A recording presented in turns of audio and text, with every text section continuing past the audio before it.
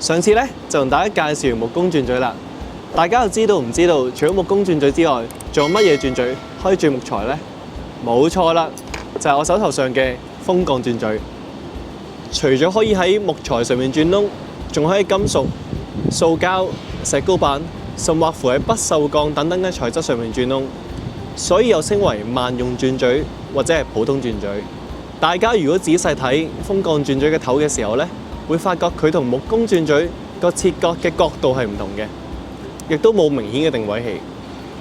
所以呢，如果喺比較硬嘅材質上面轉窿嘅時候，你又需要準備賓子同埋錘仔揼個窿先，然之後再用風鋼轉嘴轉窿，咁就會靚仔㗎啦。風鋼轉嘴同木工轉嘴其實佢哋開窿方式大致相同嘅，佢都係透過切割嘅原理，利用好鋒利嘅螺旋紋